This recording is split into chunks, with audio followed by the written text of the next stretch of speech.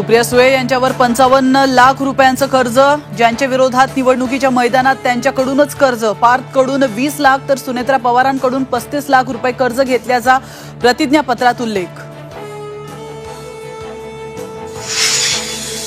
बारामती लोकसभा मतदारसंघातून सुप्रिया सुळे आणि सुनेत्रा पवारांचा उमेदवारी अर्ज दाखल। बारामतीकरांच्या मनातील सूनबाई दिल्लीत जातील, शिंदे फडणवीसांचा शरद पवारांना टोला।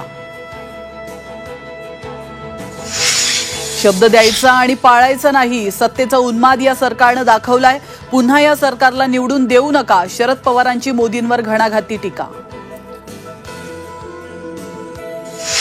रत्नागिरी सिंधुदुर्गातून भाजपकडून नारायण राणेंना उमेदवारी जाहीर, किरण सामंतांची माघार। तळ कोकणात नारायण राणे विरुद्ध विनायक राऊतांमध्ये सामना।